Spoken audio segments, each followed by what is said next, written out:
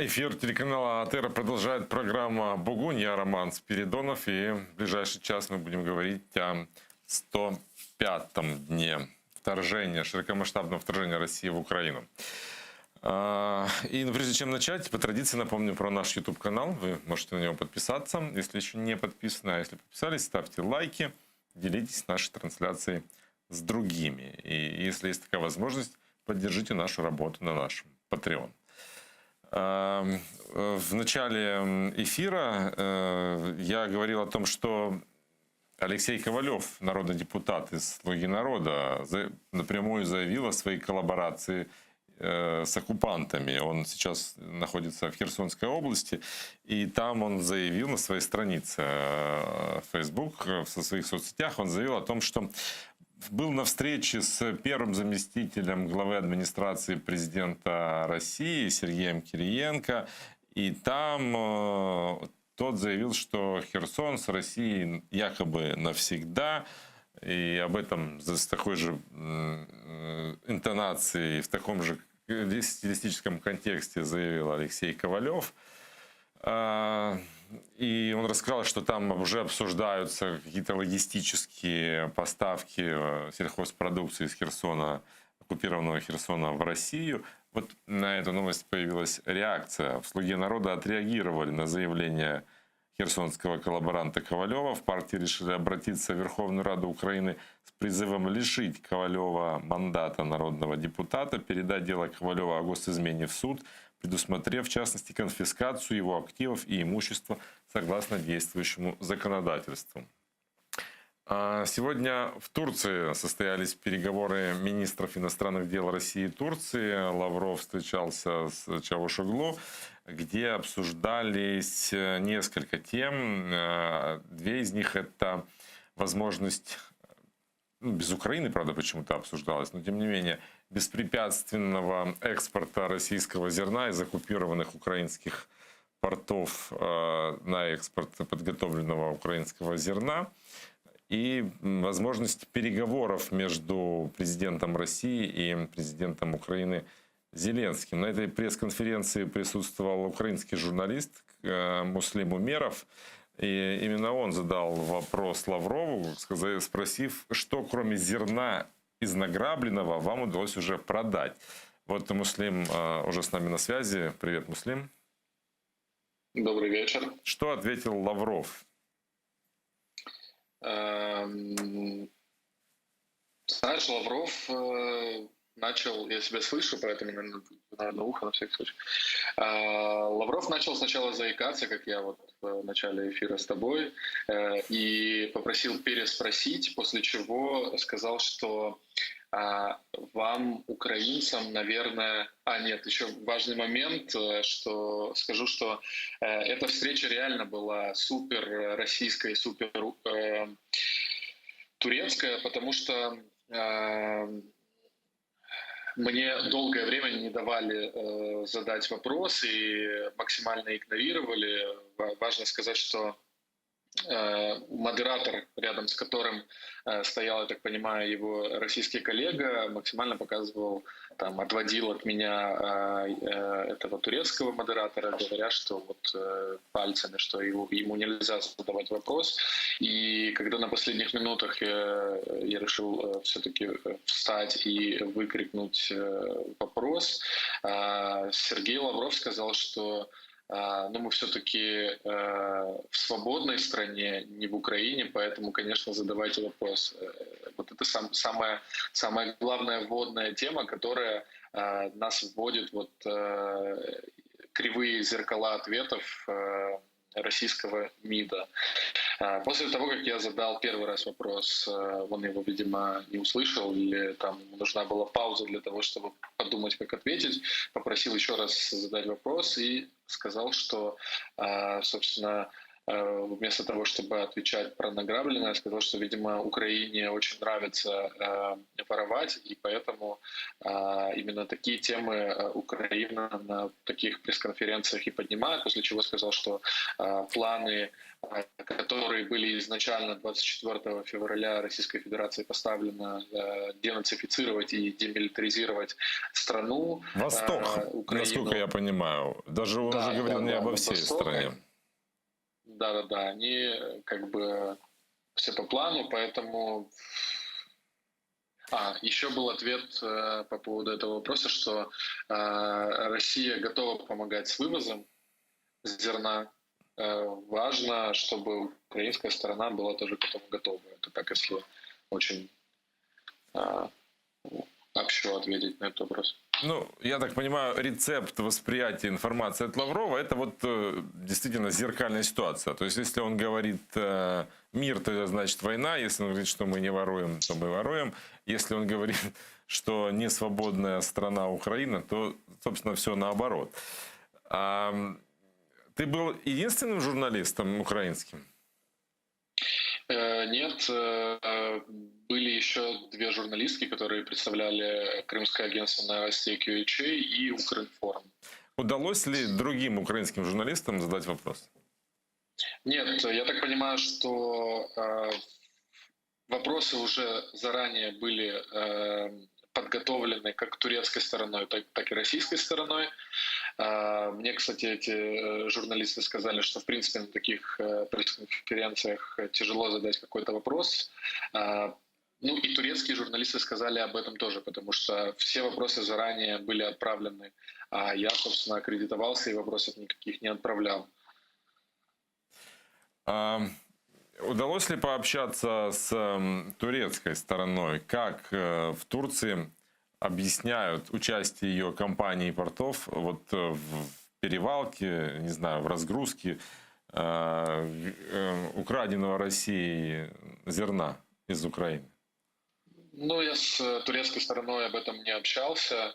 По заявлениям нашего посла в Украине могу сказать, что, наверное, тут тоже, что, возможно, ты уже обсуждал до меня, что Россия в данном случае трижды нарушает все правила, когда изначально ворует зерно, потом заходит под российским или любым другим флагом в Турцию и под другими документами продает, собственно, херсонское там, или запорожское, или любое другое украинское зерно. Поэтому не знаю даже, что тебе сказать по этому поводу. То есть она сторона выдает краденое зерно за российское. А вот, да, но ведь я хочу понять, понятна ли эта проблема в самой Турции, обсуждается ли это в СМИ, в обществе, как реагируют там на это? Из того, что я читал из турецких источников перед тем, как началась пресс-конференция, писали больше о том, что будут как раз-таки обсуждаться торгово-экономические отношения между двумя странами. Украинское зерно — это лишь один вопрос, который обсуждался на этой пресс-конференции.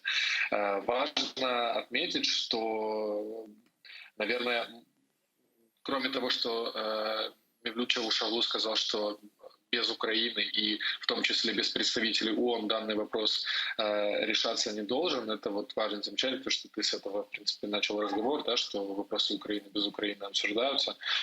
Он первый выступал на пресс-конференции и подчеркнул это, там, сказал это буквально там в третьем предложении своего выступления. Обсуждали вопросы курортного сезона в Турции и того, что вот Турция ждет российских граждан, и вообще Мевлют Чавушоглу называет Сергея Лаврова своим другом, да, у которых очень тесные взаимоотношения, добрососедские связи. И Чавушоглу призвал снять санкции с российских банков для того, чтобы нормально продавать российское зерно, потому что оно очень нужно как бы всему миру в том числе. Вот, поэтому вот это были такие какие-то... Это были интересные переговоры, в которых все больше становится понятна, да, роль Турции, но это лично для меня. Я не эксперт по Турции, не эксперт по зерну, в смысле, в котором стоило бы, наверное, быть экспертом. Поэтому для меня понятно, что Турция решает свои вопросы с Россией по Сирии, по Азербайджану и по югу Турции, где строится атомная электростанция, которую строят непосредственно россияне, о котором в том числе несколько раз подчеркнул Сергей Лавров, о отношениях в Азербайджано-армянском конфликте. Вот, собственно, там масса разных точек соприкосновения, которые обсуждались в том числе сегодня. Я думаю, более глобально уже обсуждались как сигналы от лидеров стран. Еще хочется уточнения, просто может оно прозвучало на пресс-конференции. Чавушоглу заявил, это речь идет о возможных переговорах между Россией и Украиной, ну, при том, что в России говорят, что таких перспектив сейчас нет, с нашей стороны тоже, при этом называя другие, конечно же, условия. А вот Чавушоглу говорит, что мы наблюдаем позитивную атмосферу возвращения Украины и России к переговорам. Вот что он имел в виду? Расшифровал он как-то это во время пресс-конференции? Точно услышал несколько тезисов относительно вот этой темы, что Турция готова быть гарантом и арбитром в отношениях между Россией и Украиной, что есть определенные договоренности с Зеленским по поводу вопросов, в том числе с зерном, и что, к сожалению, стороны не идут на примирение вот уже 100 дней. Вот это то, что я точно услышал из его разговоров по отношениям между Россией и Украиной.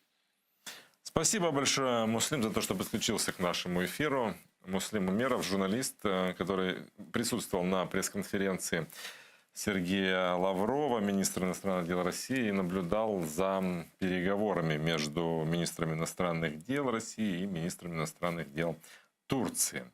Мы продолжаем наш эфир. Я по традиции напомню о том, что у нас есть YouTube. Вы всегда можете увидеть наши эфиры там и подписаться на наш канал. А если уже подписаны, ставьте лайки, делитесь нашей трансляцией, чтобы нас могло видеть как можно большее количество людей, особенно в оккупированном Крыму, чтобы наши основные зрители могли увидеть напоминания в своих соцсетях, чтобы логаритм Ютуба нас выдавал как можно чаще.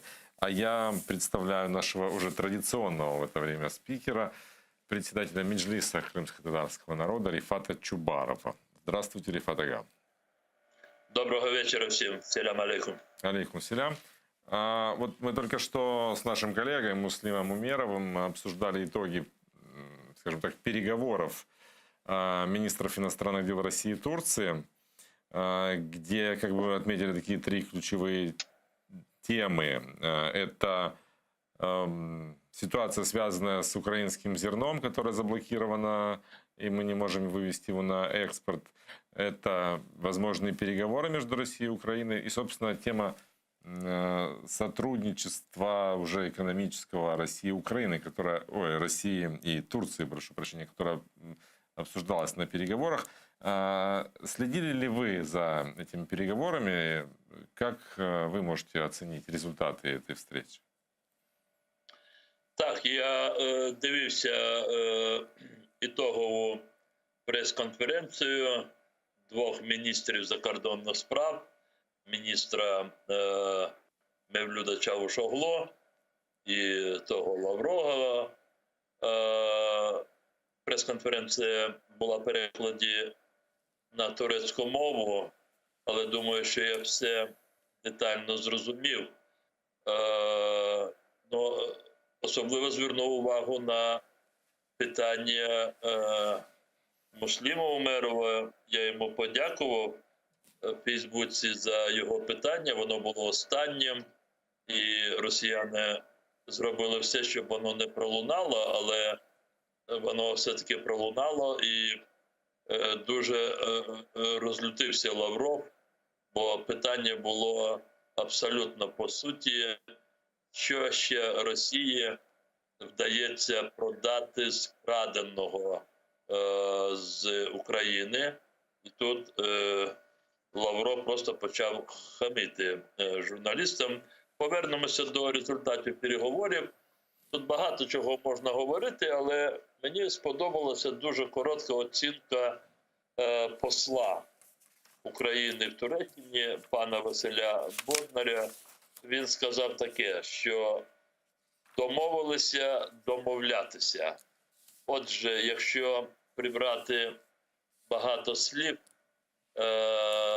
якими нас коштували під час прес-конференції, дійсно позиції Росії такі, що не можна говорити, що Анкарі вдалося якимсь чином наблизити можливі переговори між Києвом та Москвою. Абсолютно неприйнятні позиции Москвы, и про деякі з них говорил Лавров. Ну вот, собственно, есть несколько тезисов, которые выглядят, скажем так, контроверсийно. Вот, опять же, цитата Чавушоглу. Турция считает законным и оправданным требование России убрать препятствия российскому экспорту в обмен на украинский экспорт зерна и подсолнечника. Вот это просто красивые слова, как бы знак вежливости принимающей стороны, или что это? Но это практически призыв отменить санкции, да? Снять санкции с России. Ви ж знаєте таку своєрідну фішку Туреччини, вона по всіх ситуаціях, і в тому числі по Росії, вона виступає за відміну економічних санкцій. Це не перший раз. І не тільки з зерном, і не тільки після 24 лютого. Це ми таку позицію мали можливість наглядати і попередні роки. Я думаю, що тут просто Туреччина продовжує свою дискусію за рамками цієї зустрічі. Це її дискусія з західними країнами щодо деяких дуже специфічних питань, з яких критикують Туреччину її партнери по НАТО. Еще один тезис от Чавушоглу. Он заявил, что Турция наблюдает позитивную атмосферу возвращения Украины и России к переговорам. Вот, собственно, где он эту позитивную атмосферу-то увидел? Оценивая заявления как и России, так и Украины, что, в принципе, Украина бы готова к переговорам, но да, тогда Россия должна уйти с нашей земли. Россияне говорят, что Украина сама не хочет переговоров, а Чавушоглу увидел позитивную атмосферу. Я думаю, тут перебільшення того, що є. А є те, що українська сторона в особі президента України Володимира Зеленського, вона не відкидає можливість переговорів. І в різних ситуаціях, різними формулюваннями це обгортається, ця пропозиція щодо зустрічі. Але принципова пропозиція щодо необхідності зустрічі, вона з української сторони залишається. І ми знаємо, що про це говорять між собою два президенти. Володимир Зеленський, президент України, і пан президент Турецької Республіки Ердоган.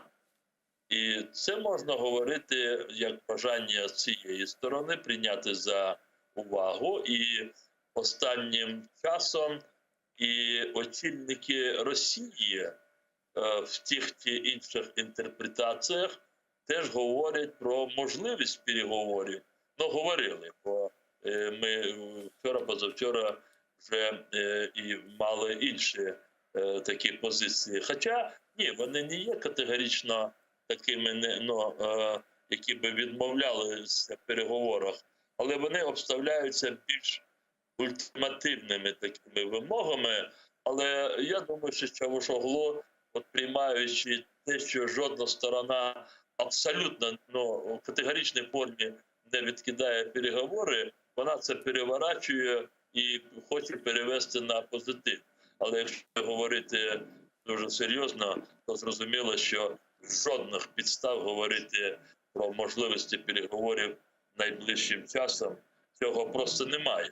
Я звернув сьогодні, і я прокоментував десь в себе в телеграм-каналі слова Піскова про те, що зустріч можлива між лідерами тоді, коли остаточно будуть узгоджені всі питання і буде підготовлене рішення. І ви знаєте, я написав, що це той випадок, коли я погоджуюся з таким підходом. Це мова йде про те, що і Україна, і наші партнери можуть погодитися на таку зустріч і лише в одному випадку, коли очільники Росії на той момент, коли такі умови створяться, вони будуть підписувати акт про повну капітуляцію. Отже, я довго говорив про ці різні підходи. Про зустріч говорять дві сторони. Але умови Російської Федерації, вони є ультимативними і вони включають можливість такої зустрічі. І тому би очільник Міністерства закордонних справ Туреччини міг би бути не настільки позитивним щодо такого прогнозу. Хотелось бы ситуацию обговорить с вами в Крыму. Появилась новость о том, что там задержали крымского татарина, парня 25-летнего Азиза Файзулаева. Он признался, неизвестно, сделал он этого или нет, но признался в поджоге, что поджог в Пушкино, да, сельское поселение Пушкино, в селе Пушкино, поджег административное здание. Вот его задержали. Есть ли у вас какая-то информация о том, что с этим, что это за парень, что ему грозит? Рифат Ага. Так, у нас є така інформація, і ми теж про це сьогодні дізналися, бо сьогодні це стало відомо. Взагалі була інформація, проскочила в засобах масової інформації про те, що в ніч, здається, 5 червня з використанням коктейля Молотова був здійснений напад на будинок чи приміщення сільської ради в селі, яка сьогодні називається Пушкіно. Це Ічкий район, який зараз називається Совєтський. І вчора вранці заарештували Азіза Файзулаєва, з ним провели допити, потім приїхали додому до нього, де він живе з батьками, якщо я не помиляюся. І там провели дуже такий ретельний обшук і дому, де вони живуть, і всяких будівель, які є в тому дворі. Так, мені теж адвокати сказали про те, що є такі свідоцтва, що він визнав, що це він здійснив такий напад, але і ми знаємо, що російські окупанти висунули підозру. Зараз Азіз Файзулаєв знаходиться в Сімферопольському СІЗО. Вони висунули звинувачення в тому, що це він здійснив цей напад коктейлю Молотова на будинок сільської ради. Будемо більш детально знати. Я зараз не хотів би різні припущення озвучувати, але коли мова йде про окупований Крим і про затриманих людей, тут все, що завгодно бути, може бути жорстокі купування і визнання того, чого не було, ну, або було, але не в такій формі. Давайте ми слідкуємо за цією ситуацією і думаємо, що буквально завтра у нас буде додаткова інформація. Але те, що Азіз Фейзулаєв один із активних молодих людей, він з активною життєвою позицією. І бачите, місцеві деякі колаборанти, які теж слідкують за цією ситуацією, вони одразу почали писати про те, що в соціальних мережах коло його друзів, вони почали їх вивчати. Я так розумію, що серед цих друзів є і кримські політв'язні. Тобто є намагання зараз, я так розумію, що роздмухати ще одну таку гучну справу. Хоча маю сказати, що в самій Росії, не в окупованому Криму, а в самій Росії спроби підпалювати військові комісаріати або сільські ради, це вже становиться такою традицією, модою такою. Ну, подивимося, як воно. Да, будем следить, мы тоже будем следить за судьбой этого парня и обязательно расскажем, что там происходит. Давайте к таким международным делам перейдем. Министр иностранных дел Дмитрий Кулеба написал письмо к странам Европейского Союза с предложениями от Украины, что касается 7-го пакета санкций, который должен быть ухвален как можно быстрее. И вот он считает, что это наработки как группы Ермака Махфала, и он считает, что в этих санкциях должно быть 3 направления. Секторальные санкции в сферах энергетики, финансов и торговли, дорожная карта персональных санкций против российских олигархов и высокопоставленных чиновников и руководителей госпредприятий и закрытие уже выявленных лазеек и возможности от этих санкций избежать. Вот что, по вашему мнению, все-таки должно быть в этих санкциях? Как должны дожимать Россию? Я просто помню историю еще, скажем так, до широкомасштабного вторжения, когда вы постоянно говорили о том, что нужно было отключать SWIFT, и причем не точечно, а всей финансовой системе России. Вот этого до сих пор тоже не произошло. Вот что еще? Да, я звернув увагу, і абсолютно правильна позиція нашого Міністерства закордонних справ. Нам треба тепер прискорити не тільки обговорення заходів у цьому 7-му пакеті, а якомога скорішого його прийняття. Мені здається, що серед тих напрямків, які ви назвали, абсолютно правильним і таким актуальним є напрямок це щодо виконання попередньо схвалених санкцій, тобто вивчення якихось там можливостей щодо їх, як би їх обійти. Це дуже важливо, оскільки дійсно багато санкцій, їхня ефективність може зменшуватися завдяки тому, що бізнес знаходить якісь такі лазійки для того, щоб їх обійти. І оця група Єрмака Махфала, ви сказали, так вона називається, вона якраз має вивчати ефективність схвалених раніше санкцій. Я би тут, знаєте, ще додав би, це окремо би виділив би на тлі останніх днів і обговорення питання щодо вивезення на світовий ринок українського зерна для продажу. Я би тут додав би найжорстокі підходи до тих підприємств, фірм, які скуповують крадене під час російсько-української війни. Це не лише аграрна продукція, це може бути і метал. Ми бачили, як з Маріуполя вивозили метал, а можуть бути і вироби цього краденого металу, як і, до речі, може бути борошно.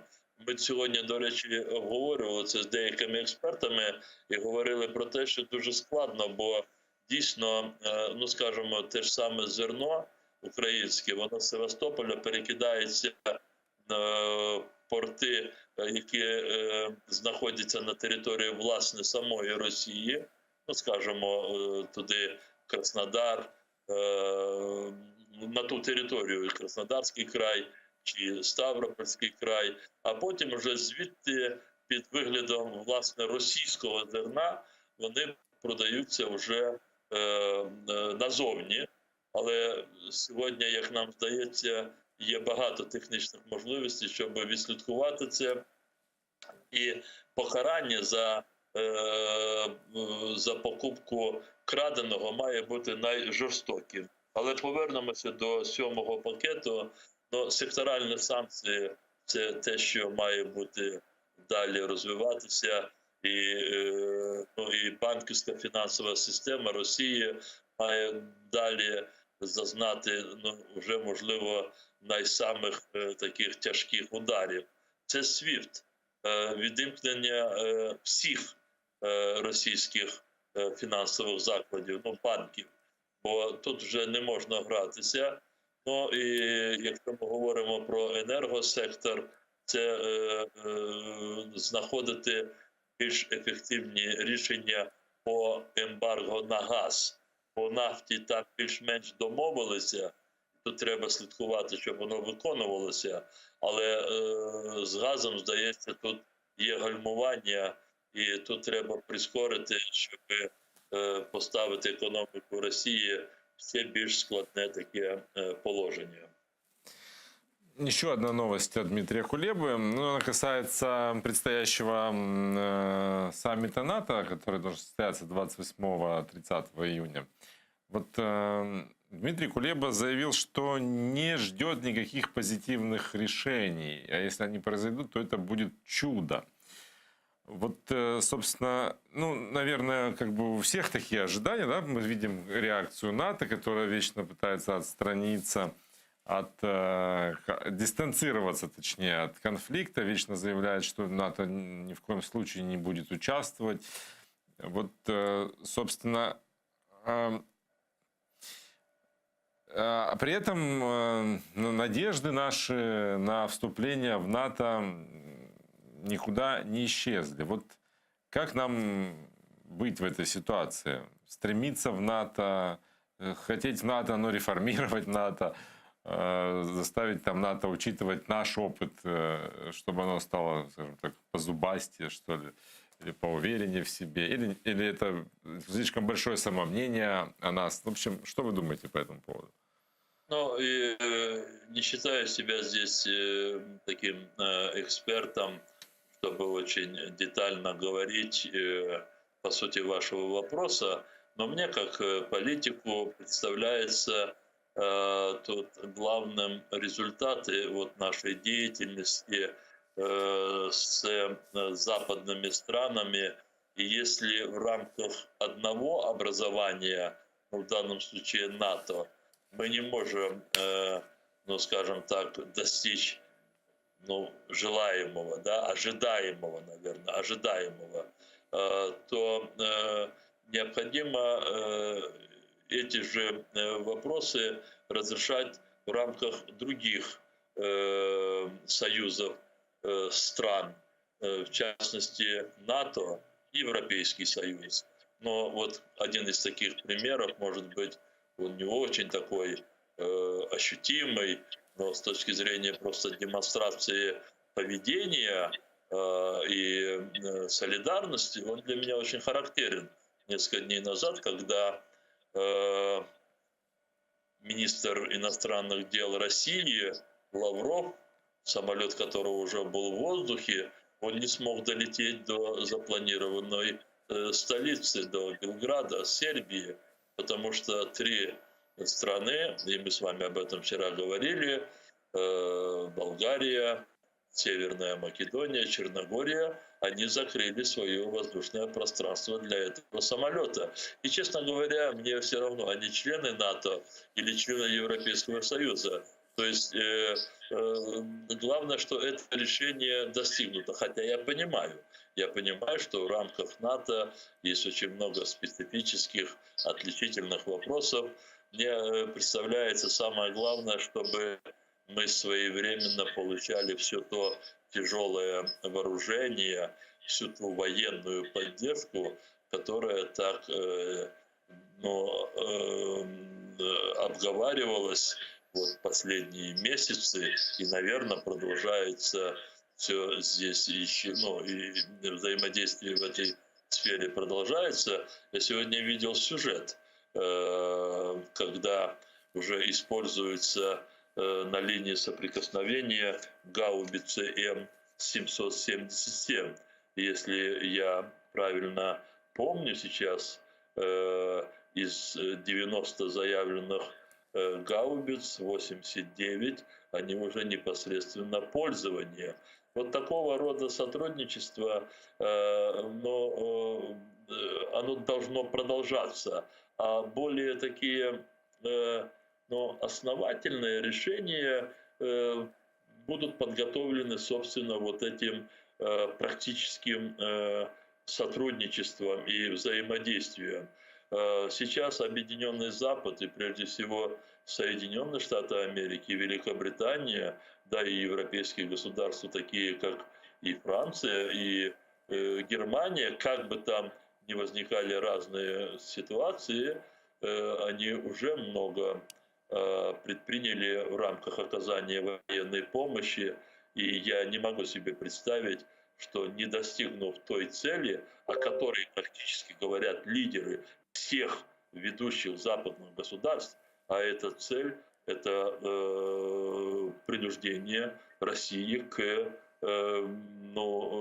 исполнению международного права, к освобождению всех оккупированных украинских территорий. Эта цель неоднократно декларировалась и вместе, и по отдельности лидерами.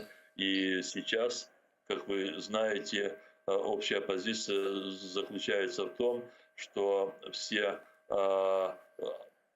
статьи о завершении российского документа, некоего документа, я его все-таки называю актом о капитуляции России, что статьи этого акта должны выписаны в формулировках украинской стороны.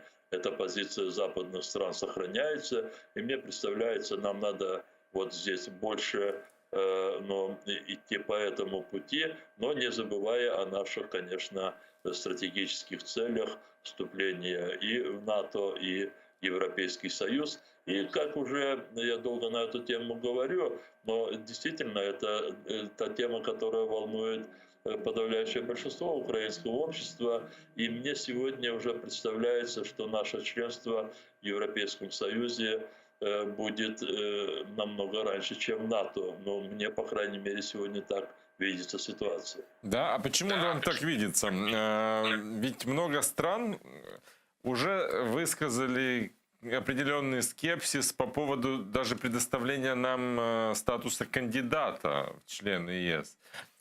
Президент Польши отправился в турне, чтобы убеждать страны Европейского Союза нас поддержать. То есть это неоднозначное решение. Я как раз это имел в виду, то, что президент Дуда действительно он исполняет свою миссию. И мне представляется, что но при определении решения лидерами государств, в том числе то, что мы сейчас с вами обсуждали, НАТО и Европейский Союз, мне представляется, членство в ЕС части лидерам покажется более, скажем так, допустимым на этой стадии, чем членство в НАТО. Потому что как бы мы не обсуждали мнимость этих страхов, а может быть и не мнимость, о том, что Россия ждет неких действий для того, чтобы спровоцироваться на Третью мировую войну, все-таки вот такая боязнь среди части лидеров присутствует, такое опасение, я бы сказал, не боязнь. И поэтому, может быть, при определении более приемлемого дальнейшего шага Объединенного Запада к Украине, именно принятие в ЕС части лидеров покажется более допустимым с точки зрения непровоцирования России к Третьей мировой войне. И это может быть даже, мне кажется, не только причины страха. Венгрия, которая зачем-то исключила из санкционного списка патриарха Кирилла российского, казалось бы, это никак не отражается на ее экономических интересах. Но вот сделала такое приятное России. Наверняка, если вам известно, может быть, мы с вами об этом поговорим, какие-то рычаги влияния России на венгерского лидера, на венгерскую политику есть, для того, чтобы та тоже высказала свое отрицательное отношение к предоставлению нам статуса кандидата? Я вспомнил сейчас давний такой разговор с одним из дипломатов иностранных страны, которая к нам очень близка, является нашим стратегическим партнером. И когда мы обсуждали, и с нашей стороны были высказаны ряд претензий в отношении связи между этой страной и Россией, и дипломат, выслушав все это, он сказал: но вы тоже могли бы быть иногда чуть-чуть снисходительными к нам, потому что у нас есть собственные интересы, интересы нашего государства, и очень часто они, не имея отношения к самой России, но их достижение этих интересов через третьи, четвертые страны, в общем-то, зависит от поведения России. И поэтому, когда вы от нас требуете нашей четкости по отношению к Украине, то вы смотрите, что мы вас поддерживаем во всех принципиальных для сохранения и защиты украинского государства вопросах. Но кое-где в каких-то отношениях мы идем навстречу в Москве, поскольку мы не можем все время для них говорить «нет», потому что тогда они тоже перейдут с нами на этот язык. Вот мне то, что касается Венгрии, кроме, конечно, там некоторых исторических, даже не исторических, я сказал бы, некоторых обид на Украину новейшего времени, нескольких лет назад, здесь еще, конечно, присутствует такое представление о интересах Венгрии, когда Будапешт не может сказать Москве «нет». Не пустили Гундяева, вернее, вывели Гундяева, патриарха Кирилла, извините. Это одно и то же, в принципе, это же фамилия. Да, я знаю, что Гундяев, он и есть патриарх Кирилл, но вывели его из санкционного списка. Но мне тоже это было неприятно, потому что я не могу себе представить, когда глава конфессии православной церкви освящает в том числе крымской митрополии, епархия, да? Епархия. Да, которая сейчас, кстати, и мы об этом не говорили, но вы знаете, что после последних решений Синода Украинской Православной Церкви, Московского Патриархата, добавлю я для себя, чтобы не запутаться, то теперь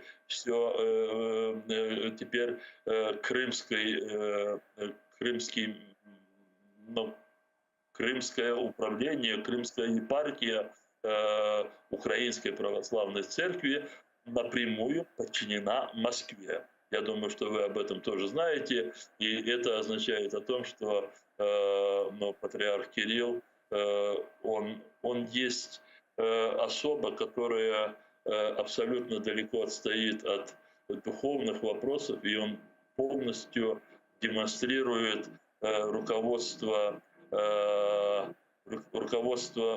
таким механизмом, обслуживающим государство. Ну, в принципе, это то, что Петр I, когда еще образовал Синод и церковь сделал соподчиненное от государства, перевел состояние, он, в общем-то, сделал ее одним из эффективных инструментов построения Российской империи.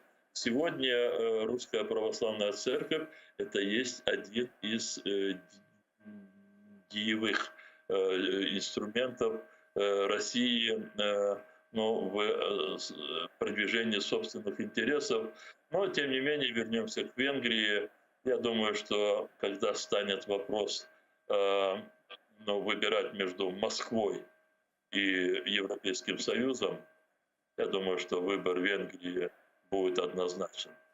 Ну, то есть у нее теоретически есть риск у Венгрии быть изгнанной из Евросоюза за ее вот такое поведение?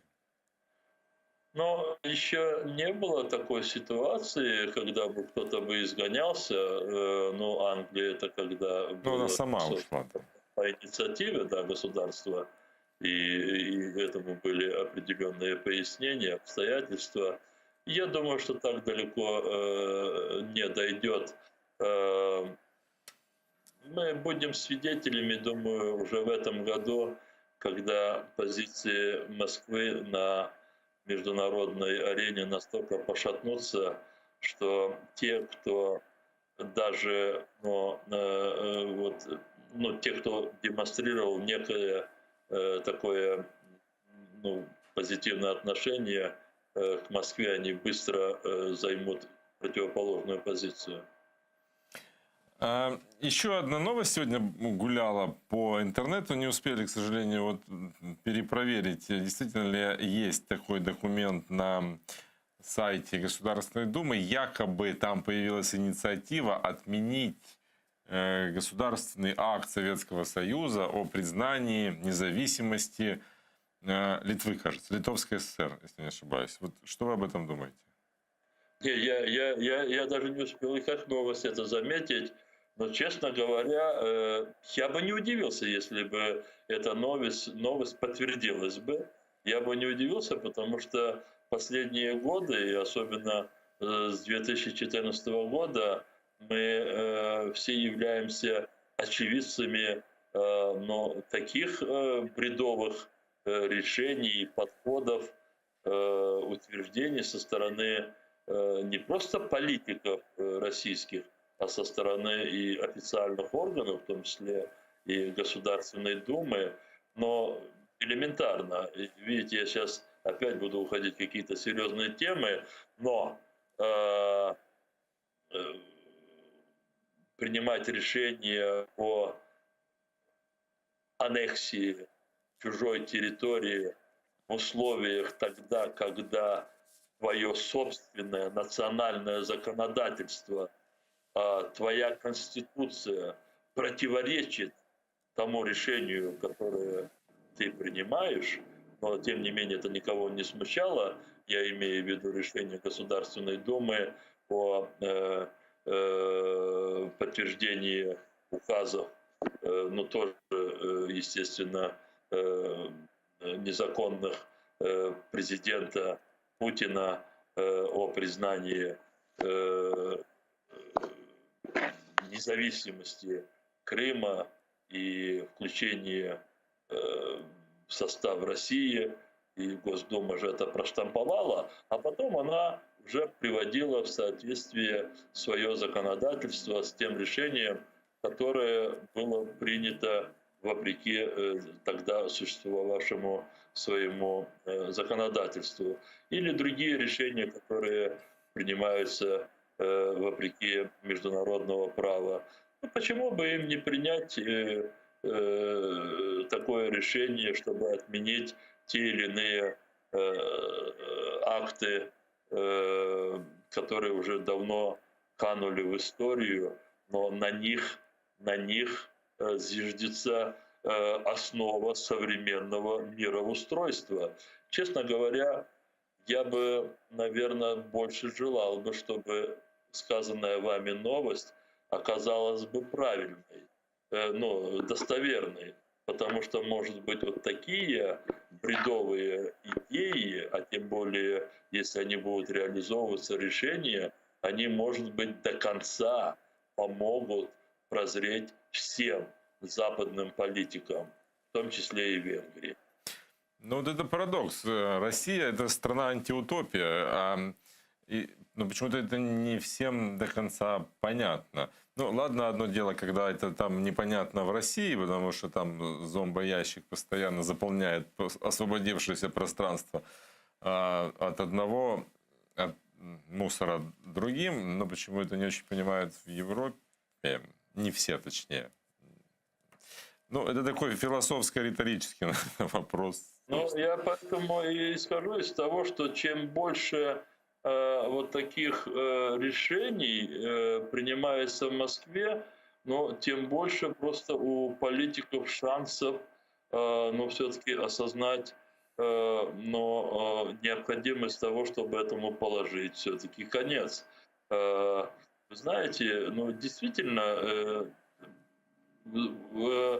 игнорирование собственной истории очень чревато. И поэтому, видите, мы сегодня просто с вами немножко больше говорили о Венгрии.